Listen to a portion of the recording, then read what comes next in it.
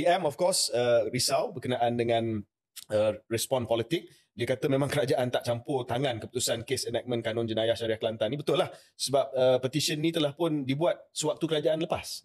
So memang kalau ada yang nak kata ini semua agenda liberal daripada kerajaan perpaduan, daripada PH, daripada PMX dan sebagainya, saya rasa itu memang satu pandangan yang kita perlu kecam lah dengan keras, sebab memang tak ada kaitan langsung dengan PMX.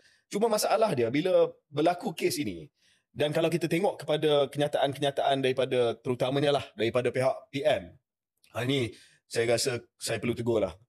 Why kita nak sampai contoh Datuk Taqiyuddin, Yang Berhormat Datuk Taqiyuddin Hassan, Setiausaha Agung PAS dan juga ahli Parlimen Kota Baru, pernah menjadi Menteri Undang-Undang waktu saya berada di dalam Jemaah Menteri Tan Sri Mahyudin. Sebab ini adalah Black Friday, Jumaat hitam kepada undang-undang syariah Islam. Saya sebagai peguam tahu apabila satu undang-undang jenayah syariah di sebuah negeri dibatalkan, bermakna undang-undang jenayah syariah di negeri lain dalam keadaan bahaya dan kritikal. Yep. Okey, kalau ada undang-undang syariah di negeri lain yang telah digubal, yang mana undang-undang tersebut bertindih ataupun dari segi intipati dia adalah perkara yang berkaitan dengan benda-benda yang ada dalam senarai persekutuan, memang dia tak sah lah. Yeah. So kenapa dia kena mengapikan isu ini?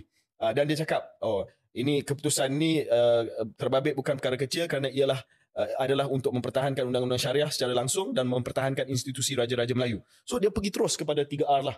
Ini soal nak mempertahankan institusi undang-undang Islam, Raja-Raja Melayu dan sebagainya, oleh kerana Raja-Raja Melayu adalah ketua agama Islam di negeri masing-masing, yang Tuan Agong adalah ketua agama di wilayah persekutuan. So benda ini dah dipolitikkan. Seolah-olah ini adalah assault bukan saja terhadap undang-undang syariah, kepada Raja-Raja Melayu juga, dan assault kepada agama Islam. Ini yang saya tak suka. Sebab kalau kita tengok dari segi teknikal Syaril, memang jelas bahawa ini adalah soal bidang kuasa. Bidang kuasa Dewan Undangan Negeri versus bidang kuasa Parlimen. Itu sahaja. So di sini saya rasa adalah satu perkara yang sangat kecewa bila benda ni cuba dijadikan sebagai satu isu politik. Saya nak cakap ni, kita bagi ulasan kita pula lah. Apa yang cuba dibuat oleh Mahkamah Persekutuan dalam ringkasan yang dikeluarkan oleh Tengku Tuan Maimun, iaitu Ketua Hakim Negara, adalah sangat tepat dan betul. Ya, apa yang dia cakap adalah ini bukan satu keputusan untuk mempertikaikan hukum Allah. After all, sebahagian besar daripada daripada undang-undang ni adalah undang-undang takzir, ya, man-made, ya. Termasuklah undang-undang di bawah enactment syariah. Dan dia kata bahawa ini bukanlah untuk mempertikaikan soal kedudukan Mahkamah Syariah itu sendiri. Sebab kita dah ada pindaan pada tahun 1988 di mana Mahkamah Syariah tak boleh kacau Mahkamah Sivil, tak boleh kacau Mahkamah Syariah. Ini adalah lebih kepada bidang kuasa yang buat undang-undang itu.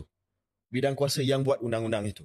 Sama ada state, dan dalam kes ini sekali lagi saya mengulangi, Kelantan boleh buat undang-undang tersebut ataupun tidak, dan dia stres banyak kali dalam ringkasan kenyataan yang dikeluarkan oleh Ketua Hakim Negara itu bukannya untuk cabar satu undang-undang ataupun hukum Allah, dan bukannya untuk mencabar kedudukan Mahkamah Syariah.